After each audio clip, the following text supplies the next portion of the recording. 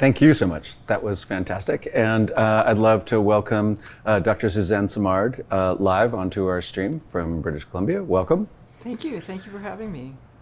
And some of you have already been putting messages into our live stream. We're already getting some great questions. We'll also have Kevin Kelly, one of our founders here at Long Now, come in for some live questions. But I'll get us started. You mentioned how some of these trees effectively have a memory that's encoded in their tree rings. And we got a chance to talk a little bit about some of the other ways that worked with some of the native cultures and even the way that they harvested fish. Can you talk a little bit about that? Yeah. So So the memory of trees is encoded in their tree rings. It's also encoded in the genes in their seeds. But in terms of just annual growth rings of a current life of a tree, there's so much information in those rings. And thinking of some of the oldest trees in the world, the bristlecone pines are about 5,000 years old. There are trees along the west coast, redwoods and cedars that are 1,000 or 2,000 years old. So that's a lot of history that's recorded there. And one of the interesting things on the west coast is that salmon which migrate from the ocean and spawn in the rivers inland, carry with them a heavy isotope of nitrogen called N15. And N15, you can think of it as bioaccumulating in the salmon because they're like top of their food chain.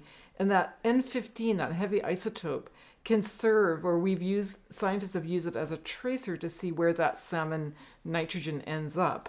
And so when salmon are spawning in the rivers, people have found that some of that N15, some of that salmon nitrogen ends up in the trees.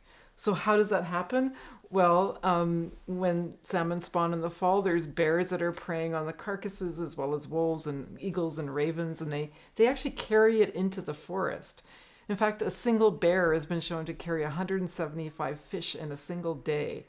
And they'll take it to their favorite place, sometimes under a big old mother tree, and with their cubs, they'll eat the flesh of the salmon. Usually they eat the brains and the guts because that's where the most energy is.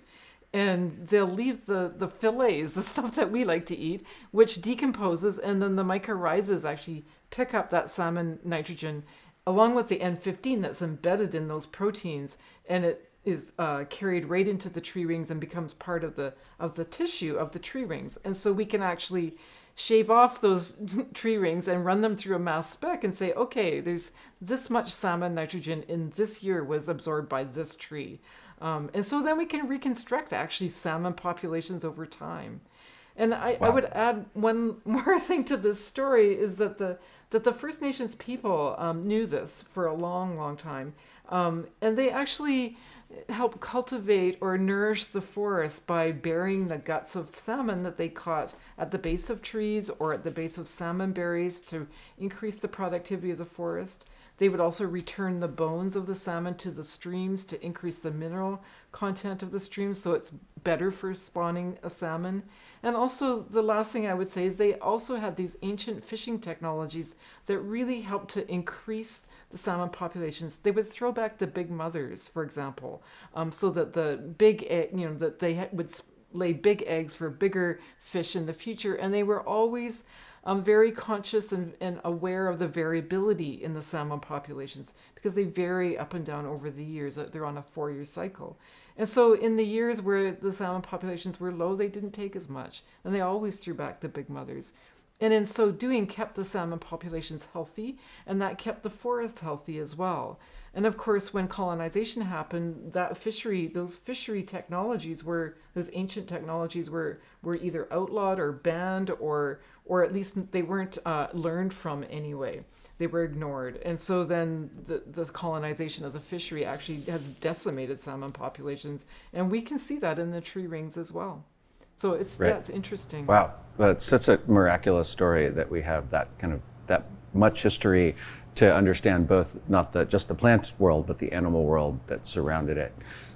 It's very cool. And Long Now has bristlecone pines on our property in Eastern Sierra, and we've been learning with the Tree Ring Lab and other researchers like at UNR about how much we do learn out of those tree rings. So it's pretty amazing. But I didn't know the story about the salmon, so it's really great. Yeah, it's really. And We have a great question from Sean from our Facebook feed asking, do the mycorrhizia serve only as communication medium, or are they themselves originators of messages too? Are they adding information into that stream, or are they just helping the trees along? Yeah, no, they're partners in this whole complex system as well. And so, like the fungi, they have needs as well to carry out their life cycle. And one of the needs that the tree supplies is photosynthate. That's the energy.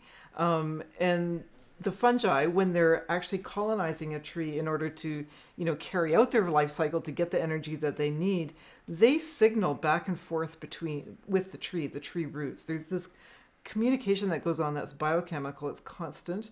And what the fungi do is they message the tree to soften their roots, basically, so that they can enter into this partnership. And the tree signals the fungi to branch and create, what we call aprosorium, where they will contact the root cell and actually have a chemical and physical impact on the root that then the fungus can actually colonize the root system. And then between fungi as well, different species of fungi, they compete, they collaborate, they message each other as well. But with bacteria and the other creatures in the soil, there's a whole soil food web, and they all have these ways of connecting and communicating with each other. And they enter into sort of this food web, or they have a food web of feeding patterns, and that feeding pattern is where larger soil creatures will eat smaller and smaller ones. In that process of eating down the food chain, they cycle nutrients because they excrete out the excess nutrients, and that's what drives the nitrogen cycle, for example, and the phosphorus cycle, and all these big biogeochemical cycles are actually based on or dependent on these little tiny creatures in the soil. Right. Oh, well, that's amazing. And after this question, I'm going to invite in Kevin Kelly. But you mentioned in the talk that you've designed a 100-year experiment, which I love, and there's so few of such things in the world. But I'd love to get a little bit of backstory on that. Like, were you funded as a 100-year experiment, or do you have to kind of say it's a 100-year experiment and then work on funding year over year? Or these are very difficult. Longitudinal studies like this are very difficult to actually work in the world. So I'd love to hear the story behind it. Yeah, I mean, working with long-lived large creatures means you have to have long-lived large experiments, and you can embed in those sort of short-term experiments to try to understand the mechanisms and try to predict into the future of what the long-term trajectory might look like. But, there's nothing like real data. You can have all the models in the world, but you need data to feed the models so that they're accurate. And so these long-term large experiments are crucial. I became quite good at it when I was a young scientist, because I was studying forest dynamics in young stands, and we knew that we had to have large plots that we followed over long periods of time. And so there's a whole infrastructure associated with doing experiments like that. First, finding the land to do it on, and then finding collaborators who can work at that scale. And then, of course, as you mentioned, finding funders who will follow your work for a long time. And, honestly, they don't, because funding is usually on a short scale, right? I think the largest grant or the longest grant I've ever had is 5 years. And so, yes, it's a constant process of always finding money to keep the project going. But, it's like, the more you do and the more scientists get engaged with these long-term projects that are interdisciplinary, it does attract funding as well. So I've found in this project that it's actually gotten, we were lucky to get the money in the first place, but every year we've been successful at getting funding. And I think that success will continue because the project is a success. We're publishing a lot of articles. We're finding out new things that are directly relatable to climate change. I know that the government is directly wanting our data in real time so they can adjust their planting policies, for example. And so, as we've shown that it's useful and groundbreaking, really. I feel hopeful that we'll continue to get funding, through the years. But I think that will always be the case that it's going to be piecemeal year after year. We have to keep chasing the money, but it's worth it. Right. Yeah. Yeah, I mean, it's interesting. I mean, very obviously with things like climate change, we have to be able to pay attention as a civilization over decades, if Yeah. not centuries. It's amazing that you're embarking Well, on yeah, such an especially experiment, since which I love to see. especially since we're short-term thinkers generally, right? Or we at least, our economic funding cycles are very short-term, and so it kind of goes against the grain for long-term studies. But we need to do it. We have to do it. Right. Well, I think finding the mechanisms and the governing systems that can work in this case. Obviously there's things like endowments that could kind of work, Yeah. in some kind of term, but endowing every long-term experiment might be a bit difficult. But anyway, we're going to invite in Kevin, one of our founders here at Long Now and the senior maverick at Wired. Welcome, Kevin. Thank you. What a great talk. It opens up all kinds of visions in my mind. One of them that I was surprised you didn't mention that may occur to other people was the vision and avatar of the of the fictional world and how well that corresponds to the picture you just painted. And I have so many questions about the mycelium themselves. You mentioned that they seem to transport resources. With a new seedling coming in and tapping into and benefiting from the old elders. Are the fungi actually transmitting nutrients along the mycelium for the benefit of the other plants, or is it their own benefit and the plants are are they symbiotic, or what? That's a complicated picture. It's not just bits that are communication, but you're saying they're actual physical resources, atomic material moving along. Is that right? Yeah. So I know that I often get the question of who's in control here. Is it the plants or the fungi? And the answer is both, right? They're both have agency in this. And of course, I'm a forester and a tree person. And so the first thing I did was I looked at the trees to see, if I adjust their resource, how replete they are in resources, or how rich they are, or if they're fully lighted, or if they're in the shade. And I would change sort of like these gradients between plants. And I found that when I did that, it changed how much of these resources were moving. And you're right, it is the resources. It's the main things that trees and plants need, and that's what I looked at, were water, nutrients, nitrogen, carbon. Those are the big ones that they need. And so, and they are moving them around along what we call source sink gradients, where you have a source plant, which is rich, to a sink plant, which is poor in those nutrients or those resources.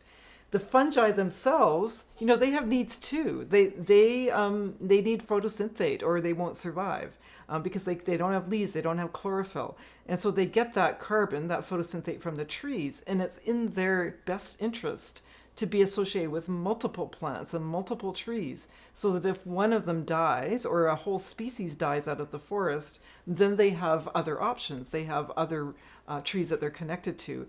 And so they are connectors, right? And they do have agency in how these resources are moving around as well. And one of the ways to think about that is that I mentioned that there are thousands and thousands of fungal species in the world. In a single forest, you can have a hectare, you can have about 100 fungal species, and they have different niches.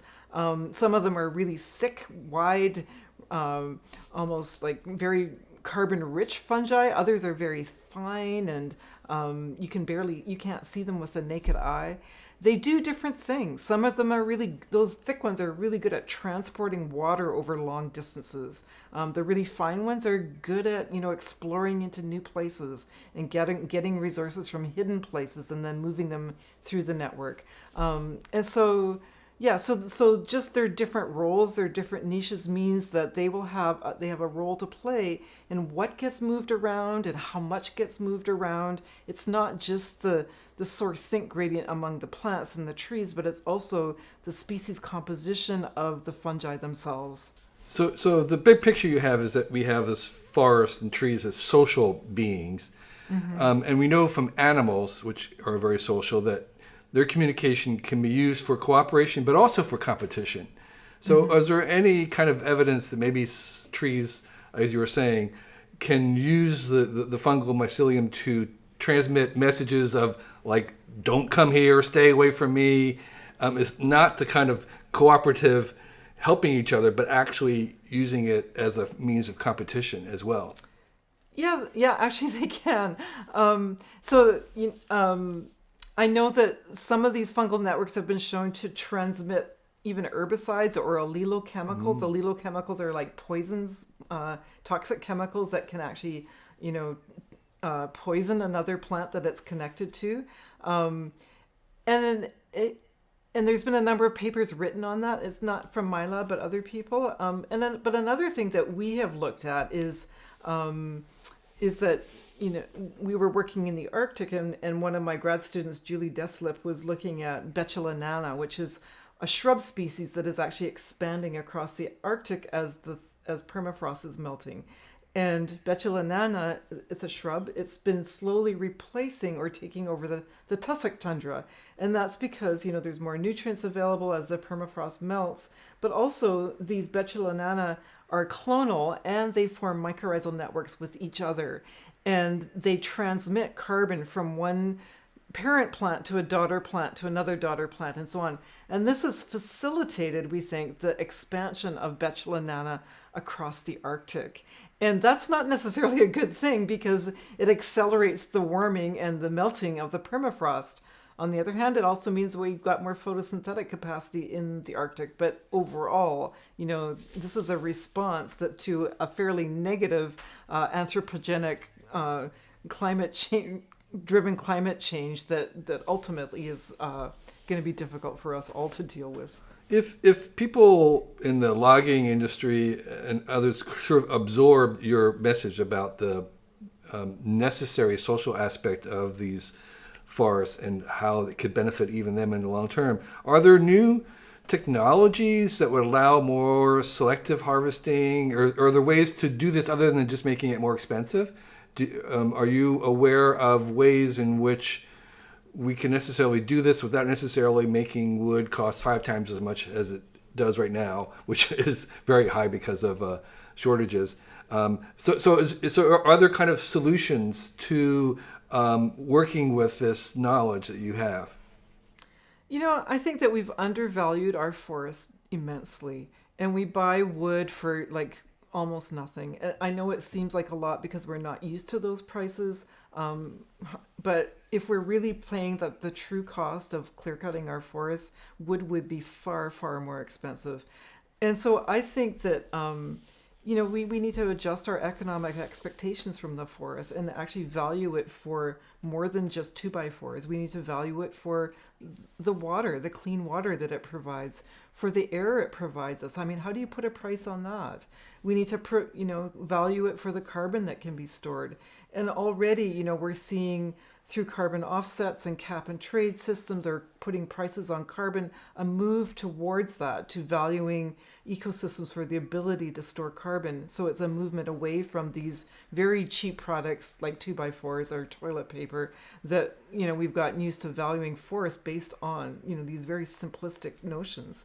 And so, we can make that change. We need to change the value of it. Just like, we need to make conscious decisions. We need to make difficult decisions to get off fossil fuels. It's been cheap for us to get that at fossil fuels, and we could kill ourselves easily by just extracting it. But we need to make these difficult decisions and say, no, it's too expensive. The externality costs of doing that are way too high. And so, sure, it's possible. Of course, it's possible. And I think that the way, to change the value, what we need to do is just slow down, right? We're cutting the forest so fast. For what, right? We're producing all these products that we think that we need. We could substitute products, or we can just, reuse products, or be smarter about our, the products that are used for building houses, or, we can just be a lot more conservative, less consumptive. And then when we do log the forest, take our time, right? So that when we leave the forest, that it's regenerative, not pushing it to the point of collapse, which is what we're doing now. We're pushing these systems to the point of collapse. And I don't think anybody wants that for their children or their grandchildren, or, to leave behind collapsed ecosystems. So yeah, we've got to change how we value, all these life support, what we call goods and services in ecology now, but all the life support system, we need to value it for what it is, which is allowing us to live on this planet. Okay, and my last question, just very briefly, is taking off of Xander's point about long-term thinking and long-term projects. Are you aware of other 100-year surveys in your field, and are there best practices that are being done in terms of, like, say, storing data that you get this year to make sure that in 100 years someone can get hold of it, or other methods or processes that would encourage people to also attempt a long-term 100-year project like you have? There are some very large projects in the world that need to be protected and funded. The FACE experiments are one set of experiments, free air carbon exchange experiments. These are huge, and they're well funded, where they're actually pumping CO2 into the atmosphere in different ecosystems around the world, including forests, and then looking at the response to those climatic changes that they're trying to emulate. There's long-term ecological research experiments that have been funded by the USDA Forest Service, and those experiments have been in the ground for decades. In Canada, we have joined into some long-term experiments. There's the long-term site productivity experiments, where they're looking at how to prepare soils over the long term. But I'm not actually aware of an experiment like this one, where we've actually started it with a shoestring and then built it to be, it's basically covers a 900-kilometer climate gradient. And so it is unique. And it's unique in that we've collaborated with so many different partners who are interested. We've collaborated with, with big major forest companies. We've collaborated with little tiny community forests. We've collaborated with First Nations and research forests. And so we have lots of interest, and we've built this thing from the ground up. And I think that, and we have, like you mentioned, data. So, we do store data in the Microsoft with Microsoft, and we have long-term storage in the Ministry of Forests. It's registered as a long-term experiment, and so, but it needs people to look after it over time. And I know through my career, which has been a long career, and I've had many long-term experiments, that data so easily gets lost. Even when you're doing the best that you can, suddenly that whole first year data is gone. Who knew where it went? So it's really important to invest in data storage and curation, and then the continual publication of the data. It's a big investment, but it's well worth it, because already, in the Mother Tree Project, even in the 5 years that we've been doing this, we have found out things that can completely change how forest practices work for the better. Well, I wish you great success in the next 95 years. Thank you. Indeed. I mean, I think I think a good thought experiment always with these things is, imagine if we had this material and it was already 95 years old instead of just 5 years old. Like, it would be the most valuable data we had on the planet to learn about climate change, how it was going to affect us. If not 1,000 years of this data, it would just be amazing. And I know we also had a speaker from Wayne Clough when he was head of the Smithsonian. I didn't realize the Smithsonian is one of the longest natural sites down in Panama because of when the Panama Canal was created, but they've continued to do biology down there for over 100 years, which is very cool. I wanted to ask, we had a great question from our YouTube thread. Did you, as a way of doing this, did you or anyone else do soil isolated seedlings as a control to learn about how, if they can't get to the mycelial network, how much worse or better their lives are in this forest? Yes, for sure. We've done quite a few experiments like that. And my graduate students over the years, we've done it in various forest types, but they're very simple experiments. What we do is we create these chambers out of mesh of different sizes. So the mesh has got little tiny holes of different calipers, different sizes that allow just water to go through, or maybe a fine mycelium, or maybe even a large mycelium, or a root to grow through, or nothing can grow through. And we compare and we plant these basically bags, and fill them with soil, plant seedlings in them, and they're either connected through the old trees if there's big enough pores in the bags, or they're disconnected if there's no, very tiny pores that only water molecules can grow through. And then we compare how those seedlings regenerate. And what we found is that whenever a seedling can connect with an old mother tree, that their survival goes up significantly, as does their growth rate, and their ability to develop roots and mycorrhizas is all significantly enhanced. And in stressed forests, which I emphasize so much in the talk, this is really, really important. If you're only getting 10% survival without a network, and then it goes up to 40%, which is roughly what we're seeing, that's a big deal, right? That's a big deal for the forest. So Right. yeah, those experiments are not hard to do, but they're elegant, and they've provided us with huge amounts of information.